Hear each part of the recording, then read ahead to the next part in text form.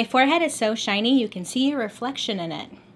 Hi guys, how are you today? My name is Bailey Sarian, and welcome to another episode of Murder, Mystery, and Makeup Monday. I'm out of breath.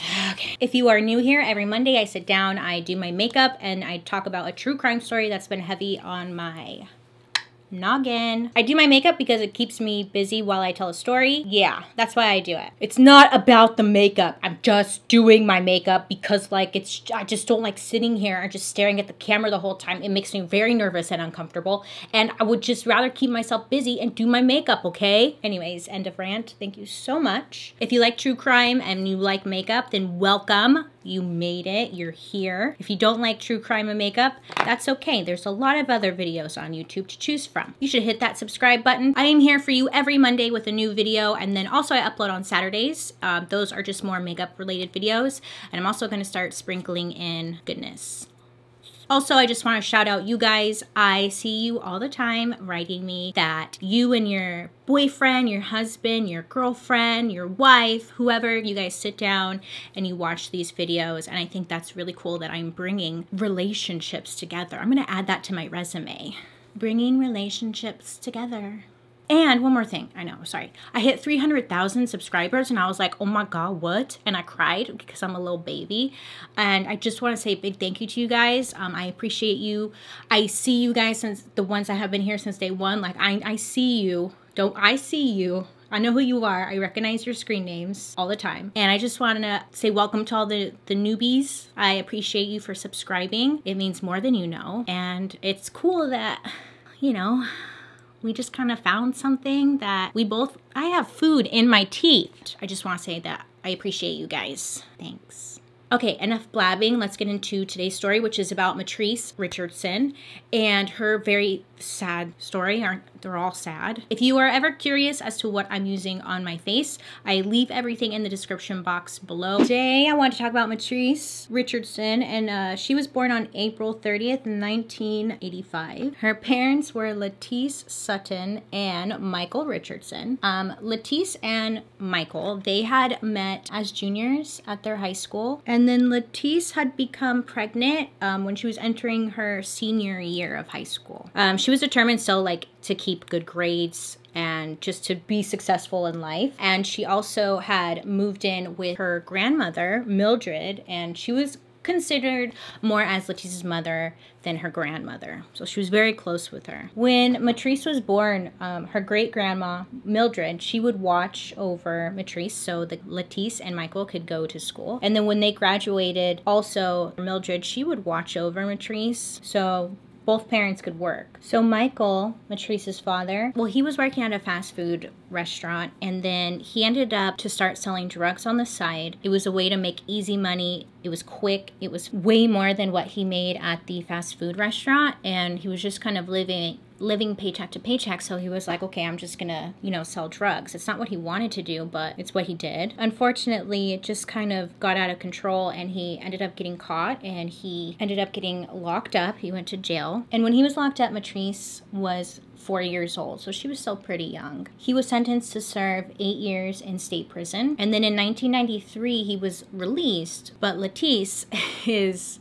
girlfriend, Mitrice's mother, she didn't want to wait around for him while he was in jail. I mean, she had a family to take care of, and she just had to keep going with her life. He was in prison. She started to see other people, and she ended up meeting a guy named Larry Sutton. And then the two would end up marrying, and Larry would become Mitrice's stepfather. So at this time, they were living in Los Angeles. And then in 1993, the LA riots were going on. And if you were in Los Angeles, I wasn't there, so I don't know, but based off of stuff I've seen, there was growing violence, and then there was a lot of racial tensions going on. So Lettice and Larry made the decision to move to Covina, which is a Los Angeles suburb. It doesn't sound like it would be that much different, but it's way more quiet over there. I mean, I don't know what it's like now. Not that it matters. Okay. So it was just more of like the suburbs. There was a lot of families there. It was more quiet, and it gave Mitrice the opportunity to build a good future, do well in school, and not be surrounded by all of the city violence that was happening at that time. So from an early age, obvious that Mitrice was a pretty smart cookie. Her mom would say in interviews that she used to tell Mitrice all the time that you can do whatever you want in this life, but you have to make sure to always give 100%, and she could achieve whatever her heart desired. And then throughout school, Mitrice, she always had super high grades. It would be said that Mitrice would get kind of bored throughout school because it was almost too easy for her. I wish I had that problem in school.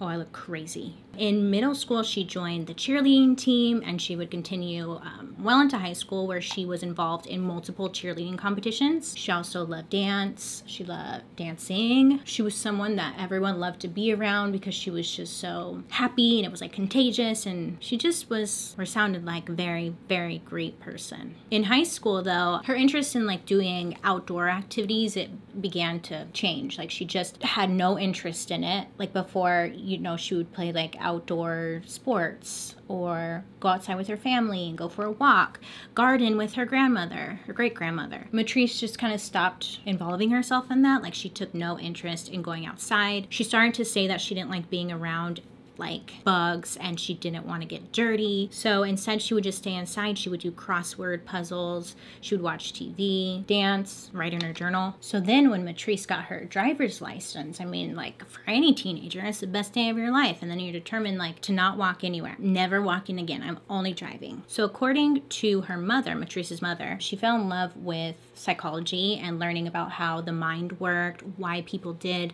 certain things they did. And she was fascinated just overall with psychology. So then after high school, Mitrice, she went on to Cal State Fullerton, and it was about 20 miles south of Covina. Rather than driving back and forth every day, Mitrice's mother, she suggested that Mitrice move in with her great-grandmother, Mildred. That wasn't far from school. She was there living by herself, so she was more than happy to have somebody come live with her, because yeah, you don't want to be alone all the time. So Mitrice was more than happy to go stay with her great-grandmother. She jumped right into the college life. She was just living it up. So Mitrice was the first family member to attend college, and like much like she did in high school, she was crushing it. Okay? And she quickly rose to the top. She got onto the dean's list, and then she also found a job working at Santa Fe Springs shipping company. Mitrice stood out as a top student, and she decided she wanted to pursue a career in psychology, and she was determined to achieve that. And then in 2008, Mitrice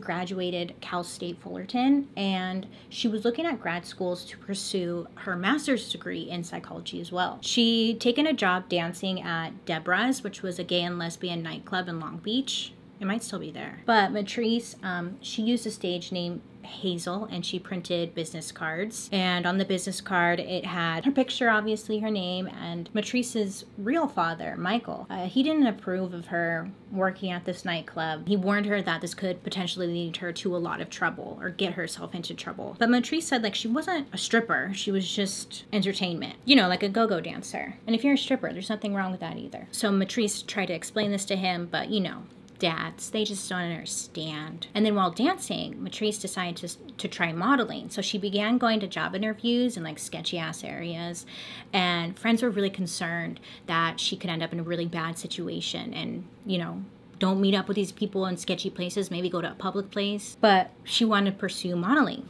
So during this time, Mitrice met this girl named Vanessa, and I guess it's hard to say because some people were saying that they were dating, and some people were saying that Mitrice was really interested in Vanessa, but they weren't dating because Vanessa technically had a girlfriend. There was some kind of like love triangle going on, and Mitrice really liked this girl, Vanessa, and wanted to pursue her, but Vanessa had the same feelings back. And then also during this time, Mitrice, she had attended a party at the Playboy Mansion, and she was a guest model. Friends could see that there was like something different about Mitrice. She seemed more stressed and irritated, and they think it was because of the relationship that was going on with Vanessa. Again, I'm not 100% sure what fully was going on, but she was in the picture. Eventually, Vanessa told Mitrice that she needed to back off, or at least she wasn't interested in her. And then that's when friends really noticed a drastic change in the way Mitrice had begun acting. She just seemed really withdrawn. Mitrice used to like call and text friends all the time, and she just completely stopped. And if she did, it would be like weird text messages that didn't make sense. And then friends noticed like on her Facebook and her MySpace, because MySpace was still around then, I think, they were constantly being updated with random like thoughts and statements at all hours of the day. One of the posts that she had posted was, quote, "Have you ever woke up at 7 a.m. crying on a Saturday because now that you see the light, you see all the people lost in the dark?" End quote. I mean, I've seen posts like this before, I guess. Have I? Have you? I don't know. But it was just different for something that Mitrice would be posting. So as summer 2009 was coming to a close, her behaviors became more erratic and a little difficult to track. She started to withdraw more, like from friends and from family. In text messages, Mitrice would not make any sense. Like her sentences would be disjointed, and they didn't appear to be connected to like any particular topic. Her explanations for her behavior, it made even less sense. On one occasion, Mitrice's mother, Lettice, she had texted her asking her daughter like, "Hey, what's going on?" Mitrice responded with a text message that said, quote, "I'm writing a book because you told me I can be anything I wanted. You told me I was Miss America. You told me I was America's Next Top Model. Now do you know what I want to be when I grow up? Miss Mother Nature. Because Miss America is fake-ass joke. So I'm trying to find my way to Michelle Obama to see if she will talk to Mr. Obama about creating my position within the White House."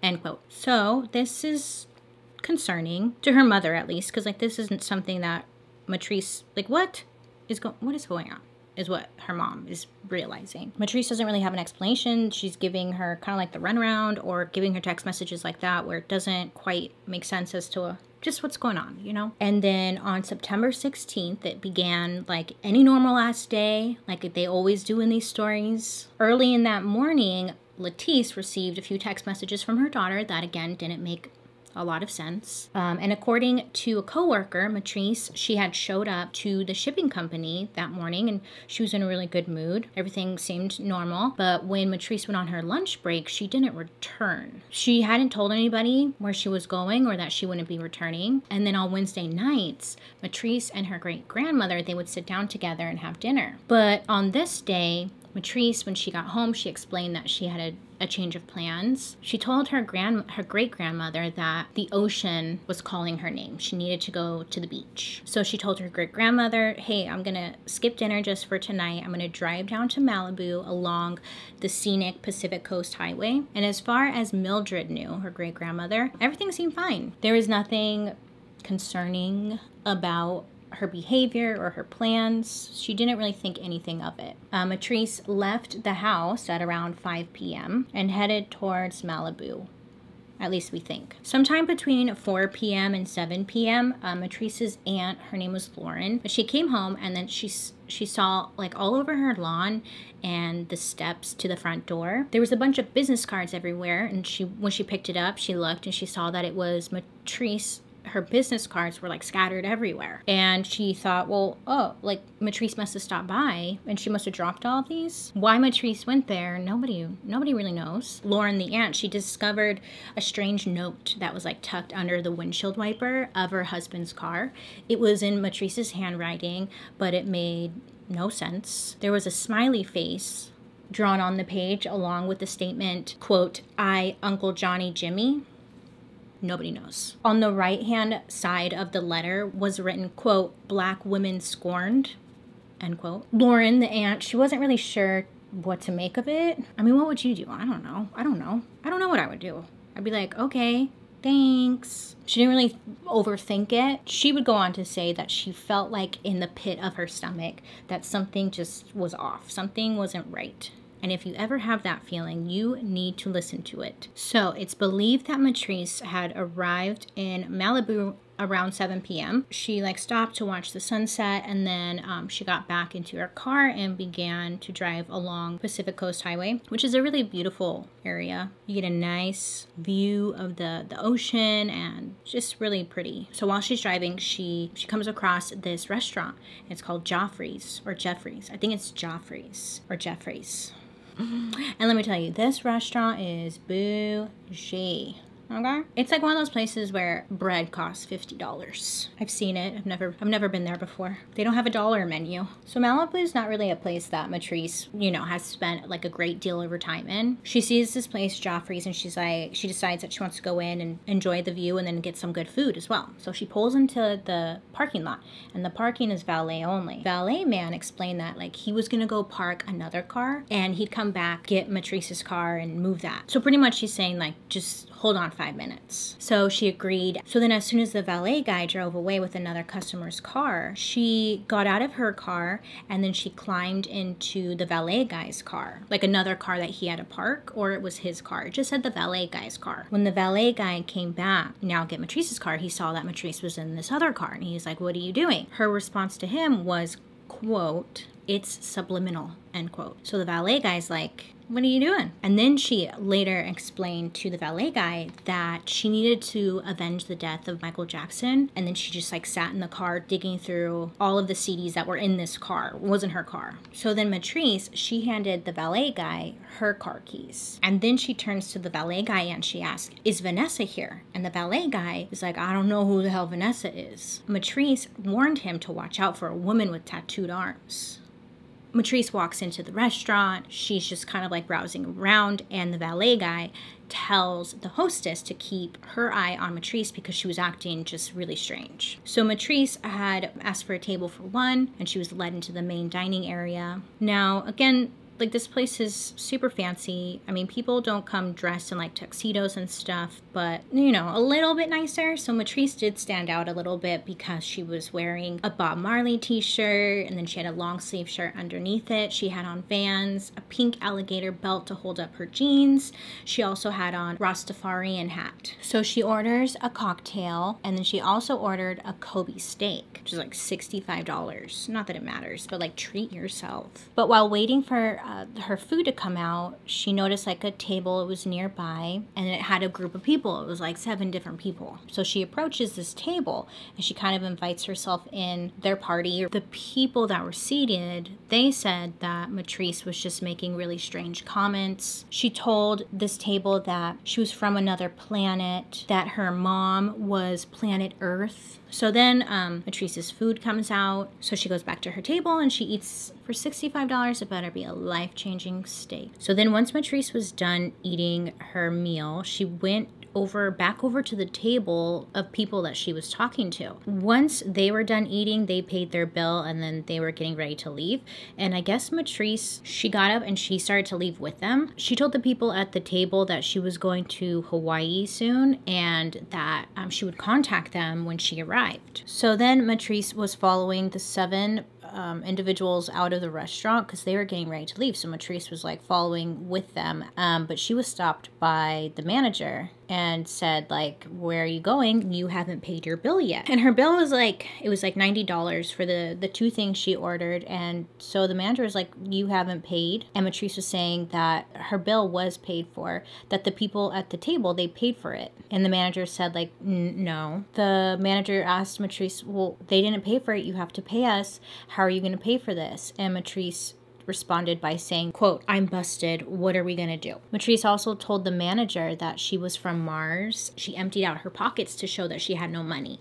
So since she was not able to pay the bill and her odd behavior, the manager told the hostess to call the police. While on the phone with the police, the hostess explained what was going on. And the hostess explained that like this customer, she's on drugs or she might have some like mental issues. So police were en route. Okay, so then the hostess allowed Mitrice to make a phone call, and the only phone number Mitrice could seem to remember was Mildred's number, her great-grandmother. She called her great-grandmother, Mildred, and Mildred actually offered to give her credit card information over the phone so that she could pay the bill. But unfortunately, the restaurant, they couldn't accept her credit card number over the phone.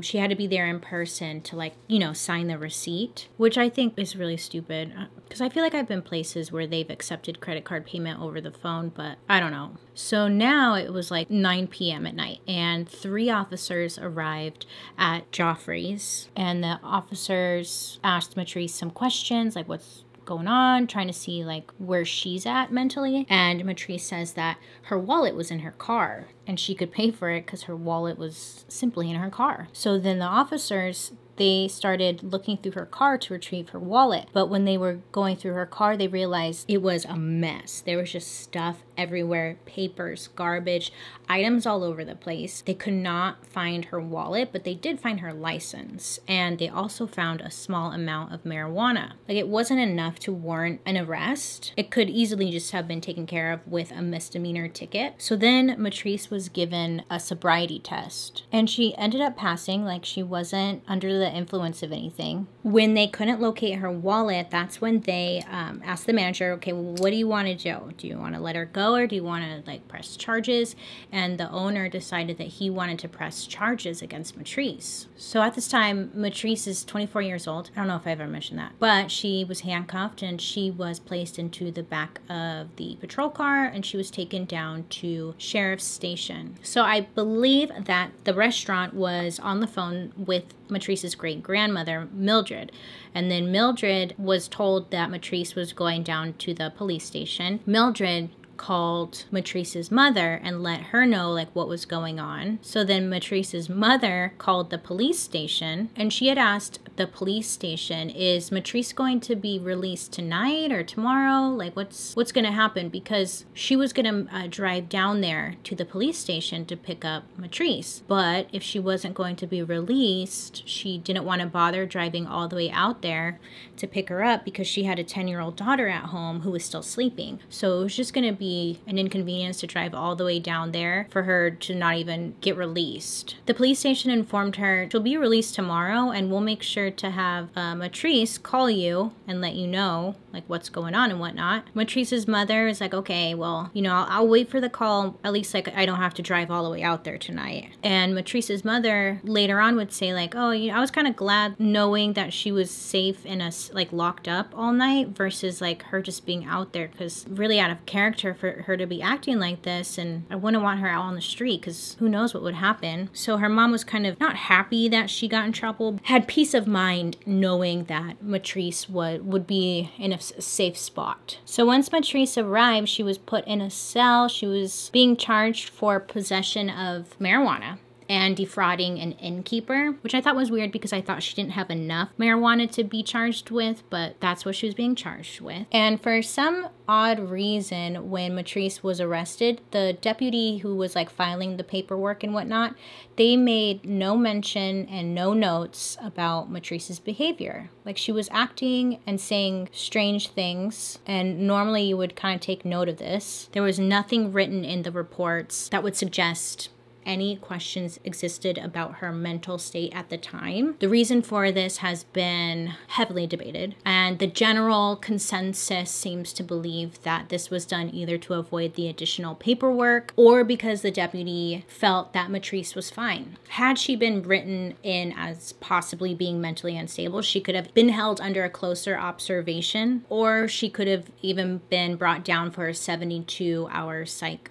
hold and evaluation. According to the call logbook, Mitrice had placed 4 different phone calls, and it was seen as kind of weird because she made 4 phone calls, but we're unsure who they were to. One of them was not to her great-grandmother, which was the only phone number she seemed to remember. And unfortunately, of course, like that night, normally in jail, like there's a payphone and anyone who got arrested can make a phone call. Normally when they make these phone calls, they are recorded. But of course, payphone was out of order that day or night. So they had Mitrice use the phone on their desk. Like it was just a normal phone and it wasn't recorded. Nobody knows who she called. Multiple deputies who were interviewed, they all heard Mitrice talking on the phone. They don't know who she was talking to or what. They can't remember what exactly she was saying, but they know that she was on the phone and she was talking. Whether she was talking to somebody or not, she could have even just been talking to herself, pretending she was on the phone, but I guess we'll never really know. Meanwhile, at home, Mitrice's mother, she was like getting ready for bed. She was kind of waiting to see if Mitrice was going to call her, but she never came through. So, okay, well, I'll wake up early and then I'll head out there and get it all settled and see what's going on. That was her plan. Her mother had gone to sleep. So then September 17th at 5:20 a.m., Mitrice's mother, she calls the sheriff's station and asks what it would cost to bail her daughter out, or like how it works really. She was informed that Mitrice had been released overnight. Suspicious. So then when she finds out that Mitrice has been released, she's like, what? And she asked, well, why has Mitrice been released? Like, you guys told me she wasn't going to be released till this morning. The person on the phone with her mom said, well, she was released because she had no previous, like, record. And her charges, they were not, like, big enough to warrant holding her. It would have been against the department's policy to hold her overnight. So why'd they bring her? I don't know. Again, I know nothing. They said on the phone that Mitrice was told, okay, you could stay in the cell if you want to. That way you have somewhere to stay tonight. And Mitrice turned them down. And then they also offered her to stay in the lobby and wait. And Mitrice also said, no thanks. So they told Mitrice's mom on the phone this, like, she didn't want to stay. We can't force her. When asked about Mitrice's state of mind, the sheriff's department said that she was showing, like, no signs of a mental illness. She wasn't intoxicated. She was fine. Quote, she's an adult. End quote. They're not wrong about that. Like, they can't force her to stay if she doesn't want to stay. But so Mitrice had been released at 12:15 a.m. She had no car. She had no money. Her wallet was in her car. No money. She had no phone, no food, nothing. Like 12:15 in the morning, she was released. Bye. What are you supposed to do? She can't get anywhere. 12:15 in the morning, a young woman, like what? Jeez. Yeah, she'll be fine. Her car was actually at an impound center that was like 15 miles away, so it's not like she was flipping close. And even if she did get there, most likely they would be closed. So, like, what was she supposed to do? At no point did deputies or anyone offer her a ride. So again, what is she supposed to do? What did they think was going to happen? So then Mitrice's mother, she calls everyone. She's calling everyone to see, like, hey, have you heard from Mitrice? But she's calling around just trying to see maybe Mitrice, like, showed up somewhere and, like, just didn't let her know. I don't know. So when she's making these calls, she's realizing nobody has heard from Mitrice. Like, nobody knows where she's at. And she starts to kind of, like, freak. She starts to panic, as any of us would. So then Leticia's feeling worried. She's feeling scared. And just really upset. So she calls the sheriff's station back. It's been 15 minutes since her last call. She calls them back and she's like, I want to file a missing persons report on my daughter because nobody's seen her. Nobody knows what's going on. Like, I'm really worried. And she was told over the phone that they usually wait about 24 hours unless there are serious circumstances. But for the most part, you should wait 24 hours because she might show up. The police station had convinced Leticice to just wait. She'll show up. Just wait. So then back at the police station, it's about 6:30 a.m. The sheriff's station, they receive a phone call from a guy named Bill Smith. And he's a retired reporter who lived in an area called Monte Nido. It's out there, Malibu area. But over there's a lot of canyons, hiking area. There's ranches. It's not far from the station. It's like 6 miles from the police station. Anyways, so this Bill guy, he calls the sheriff's office. He says there's this young lady. She's a slim black woman with afro hair walking through his backyard. Those are his words. According to this guy, Mr. Smith, he asked the woman, is she all right? Like, first of all, you're in my backyard, but are you all right? And she said that she was just resting. So then this guy, Mr. Smith, he goes back into doing whatever it is he was doing at the time. He kind of like goes back to doing that, and then he looks out his window again to see if she's still there, and she's gone. So he called the police because it's not like there's houses like crammed on top of one another out there. It's like a lot of land and whatnot. So it's like, where'd this lady come from, first of all? Second of all, where's she going? Third of all, why is she in my yard? So that's why he called the police in the first place. Because at first I was like, why do you call the police on that? But I guess people just call the police. So then a deputy goes out to see this Bill guy and check on to see if the woman's still there. But when the sheriff went out there, they didn't find anybody. They didn't see anybody who was just wandering around. They didn't find anyone who fit the description. So that was really that. So then Mitrice's mother, Lettice, she arrived at the station and she finally was like, okay, I need to file a missing persons report.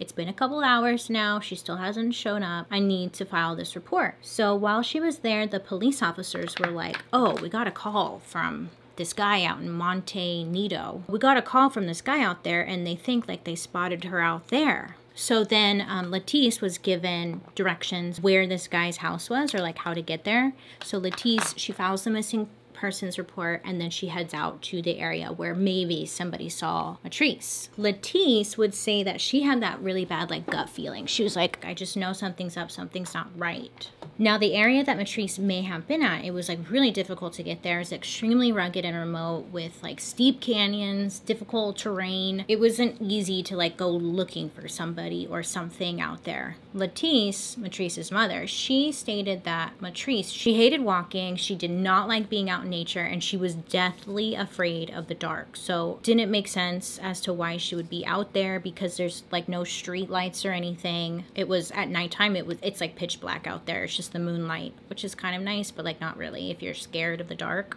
I'm still talking. Why am I still talking? 48 hours after Mitrice's disappearance on September 19th, that's when the first official search went ahead. And some reports say it was 8 hours after Mitrice's disappearance, but the family says it was 48 hours later. So that's like a big difference too. So they brought out a tracking dog, or the search dogs that smell stuff, and they brought him to Bill's house, Mr. Smith. Remember him?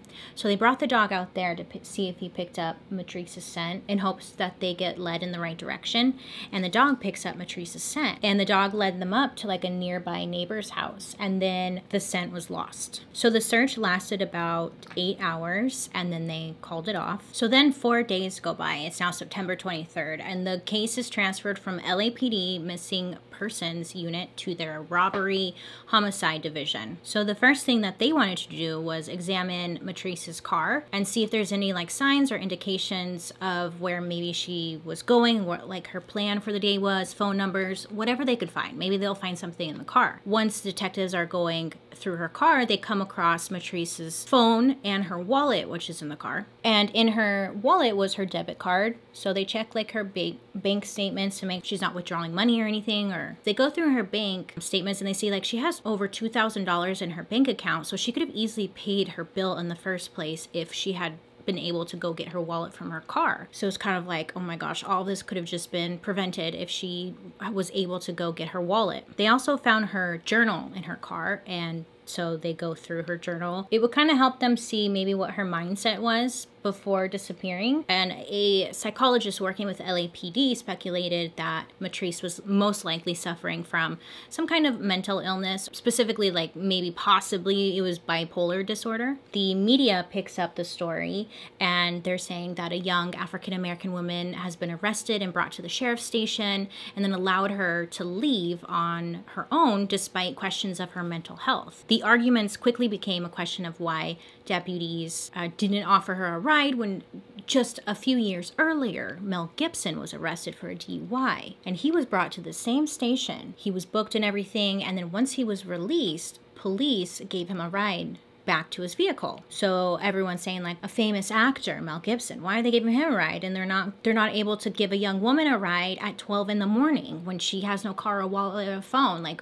I think it's a good point. I agree. So Mitrice's family, obviously they're really angry. Plus they're heartbroken. Like, where's their daughter at? Where is their daughter at? So Mitrice's mother wants to know like why her daughter was released when she had been assured that she would be held and not released until the morning. The sheriff's department denied any knowledge of Mitrice's possible mental health issues, but there was an email from September 20th between the station's lieutenant and captain, which the lieutenant explained that he felt she was acting unusual and uneasy about letting her go. Like, this is what it says in the email. And then the sheriff's station, they stand by the fact that they had no idea and they don't have any recollection of writing this email. There's no way. They didn't say this, even though there was like an email. Side note. These cases, especially when like maybe the police are like the bad ones, ones here. Why don't they just own up and say, we made a great mistake? Like, I don't get that. Why do they always stand by the fact that they did everything right? And then in the end, they don't, and then it makes them look even worse. Like, why do they do that? Can someone explain? So due to, like, obvious conflicting information, tensions were growing between the family and law enforcement. So Lettice, Mitrice's mother, she hired a civil rights attorney. Several months have passed, but the family and friends still, they searched the area. They handed out flyers trying to keep and bring awareness about Mitrice's disappearance. Just reminding people to keep their eyes open and don't forget about her. And then January 9th, 2010, so 4 months after the disappearance, authorities, volunteers, search and rescue teams, totaling to about 250 individuals, they searched the area that Mitrice was last seen. They were looking for anything, a shoelace, clothing, crumbs. They were just looking for anything that would hopefully give them some answers, and nothing, not a shred of evidence was found. Shortly after the search for Mitrice, Michael, Mitrice's real father, he's driving out to Las Vegas. He reports seeing Mitrice, and he alleges to have seen her working as a prostitute and speculates that she may have been recruited by someone she met through the Playboy Mansion or dancing at her job. And then according to Michael, he says that he called out her name. He was yelling, Mitrice, Mitrice, and he runs after her. But the woman, whoever it was, she ran off into the crowd. But Michael was like, I saw her, I know I did. So March 29th, which is like 6 months after the disappearance, Mitrice's family is brought in to the sheriff's department, to be shown the surveillance footage. Now, they've been asking for this footage for a long time, but the police officers constantly said over and over again that there was no surveillance cameras and that they have cameras in the station, but they don't record. They're just there to monitor. They kept telling the family over and over again, there is no footage. There is nothing at all. They magically find this footage because the civil rights attorney was like really pushing for it heavy. So good for them. It's so frustrating because if they didn't have an attorney or somebody, I don't know, but they probably wouldn't have seen the footage. Anyway, so out of thin air, this footage magically appears. Poof, they have footage. Oh, weird. They watch the footage and they see that, okay, like Mitrice is acting really weird. She's holding on to the cell bars and she's like swaying her body from side to side. She looked like she was really agitated, annoyed. Her family says her behavior is abnormal. She's acting, it's obvious, like she's acting very strange. And the sheriff's department disagree. They're like, no, she looked normal to us. Like that's why we released her. But based off the footage, the official release time was about 12:28 a.m. The jailer walks her out the door, and as the jailer is re-entering, another deputy can be seen exiting the building. The family had been told that no deputies were present at the time of her release, and now they begin to wonder, like, hey, did this deputy give her a ride? Did he have something to do with it? Did he see something? Like, where's this guy at? So then the deputy that was seen leaving, he was interviewed or asked questions, and he said, I didn't see her leaving. I don't remember. So these guys are super helpful. Now in June, a former friend of Mitrice's believes he spotted her in Las Vegas as well. So according to this guy, he saw her in a casino, he called out her name, she appeared nervous, and then ran away. So since this is 2 times now someone spotted her or thinks they spotted her in Las Vegas, investigators are sent out there to investigate. More than 70 people had reported seeing Mitrice there, but after looking around and investigating, questioning people, they did not come across her and they couldn't seem to find where she could be at. So that was the end of that. So then August 9, 2010, 2 park rangers were out there in that Monte Nido place, Nido. And then they're like walking around, hiking this like area, extremely difficult to walk in this area. And it's known as the Dark Canyon. And it's incredibly steep. It's difficult to maneuver through this canyon. Like they do not recommend anybody really go out there because it's rough. Okay. During their descent, they kind of like discover what seems to be a body. They see a skull with like curls of dark hair still attached. Nearby there were women's clothing. The remains later would be confirmed to be those of Mitrice. So Mitrice's right leg was located about 6 feet up from the canyon from where her body had been found, and then there were no signs of animals having found or disturbed the body. Her left arm was flexed tightly, and what baffles law enforcement officials is the idea that Mitrice could have been lying in that canyon for nearly a year, and yet no animals found her. Her body seemed undisturbed. This particular area, I mean, they have coyotes, they have scavenger birds, so that's suspicious.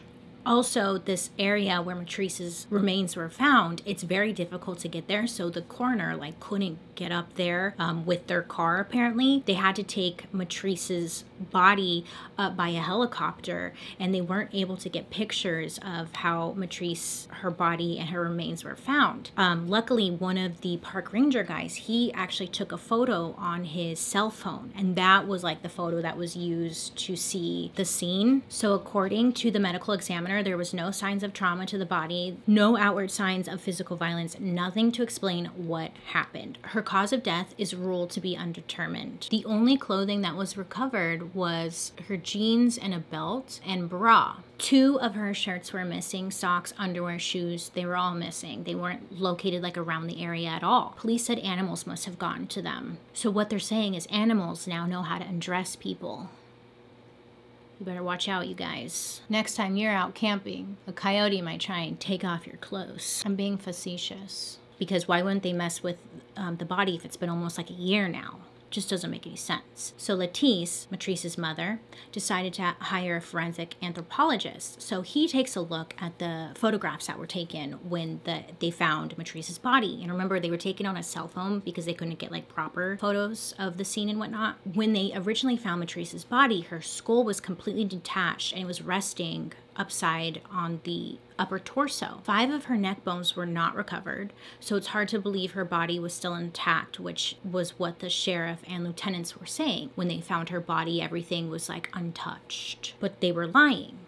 We don't know why. Why are you lying? And then the forensic anthropologist had a great deal of questions about the way Mitrice's remains were discovered. In an interview, he was explaining that the left arm, it was flexed, and it was in a weird position, something that would not happen if you died the way she had supposedly died. He knew it could not be created by environmental conditions where the body was found. There was nothing present to hold her arm in such a position that was defying gravity. And he says the initial assumption should have been a homicide and the scene should have been treated as such. For example, Mitrice's hair wasn't examined at all. Some hair was still attached to her skull, but other hairs were found nearby. There were some reports that said it was her hair, and there were some other reports that said it was someone else's hair. But an earring was found tangled up in her hair as well, and it was not attached to her body, but it was an earring which Mitrice was not reported to be wearing at the time that she vanished. That wasn't examined at all. And then Mitrice's remains and clothing were not examined for fibers or hairs related to the possible suspect. The surrounding area wasn't checked for blood. He noticed that Mitrice's teeth had a pinkish hue to them, which could suggest strangulation, but the neck bones are necessary to determine if it was a strangulation, but they were never recovered. No one knows where her neck bones are.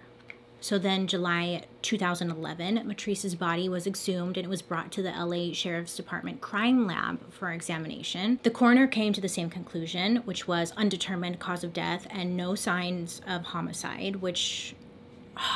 why? I don't know. So this upsets the family, as it should. Lettice and Michael, they both separately filed lawsuits against the LA Sheriff's Department, which was settled, and both of them were awarded a good amount of money. The Sheriff's Department, they do not and will not seem to admit that they did any wrongdoing on their part. So the family reached out to California Attorney General's office asking them to review the Sheriff's Department's handling of the case. In 2016, they state that they were going to begin criminal investigation in connection with the case, and after a year-long investigation, they concluded insufficient evidence to support a criminal prosecution for destruction, alteration, or concealment of evidence. So the family was trying to sue the Sheriff's Department for not doing the right thing. Okay, I mean, they originally were trying to hide the fact that they had security footage. They let Mitrice out, even though multiple people say that Mitrice was acting weird or seemed mentally ill. They let her go without her phone, wallet, anything. So yes, I think they should be in trouble for that. Come on, this could have all been prevented. So it was later explained that sadly, even if they had discovered evidence to prosecute the people involved at like the sheriff's station, there would be little that they could do because the statute of limitation, it ran out in 2014. I think the family just honestly wanted closure and for people to be held accountable, which they deserve. So there are many people who believe that there are answers as to what happened to Mitrice, and they're out there, but someone has to know the truth, and hopefully someone will speak up and come forward and say what happened. For now, there are just theories as to what happened that are floating around. There's a lot of theories. There's some theories that say the police department was trying to cover up some kind of bigger involvement with something, but I couldn't quite find like an answer as to what they were hiding. But that was one theory. Another theory is just that Mitrice was suffering from a mental illness. She went down into that canyon and she died. And then another theory is that the LA Sheriff Department played a role in Mitrice's death. Some people believe that letting her go was purely negligent, while others believe the investigation itself may have been a mass cover-up to conceal criminal acts by the deputies. And then the final theory suggests that Mitrice's death was a homicide and that Mitrice may have come across someone who offered her a ride and then she was later murdered. Or when she approached the dark canyon area, someone maybe like saw her or found her, or they were down there too, and then they killed her. If Mitrice had simply been held in jail or held in the office or given like a ride home, this story would be completely different. The family hopes that they will somehow find a way to obtain the answers and get justice for their daughter. And yeah, that's the story about Mitrice, about how shitty that police department is and how they hold no responsibility for what they did. If you know anything about what had happened to Mitrice, I'll leave in the description box below maybe where you can reach out and speak up. I should probably do that with all of the stories I talk about, which I will. Okay, good call. Anyways, so this story is odd. Like, what happened to Mitrice? Nobody knows. The location where she was found, it's so hard to get to that area. I feel like there's no way she would have just wandered over there. And if she did wander over there, why weren't the animals and like, how was her body still in such like quote unquote like good condition when it has been out there for almost a year? I don't know, like were the neighbors looked at more heavily? It seems like the police department didn't even want to deal with it. So anyways, I would love to hear your theories on what you think may have happened. Thank you guys so much for hanging out with me today. I hope that you have a really good day. You make good choices. Please be safe out there. And I never know how to end these because it's always like a really sad story and then I'm like, bye. But other than that, I'll be seeing you guys very soon. Bye.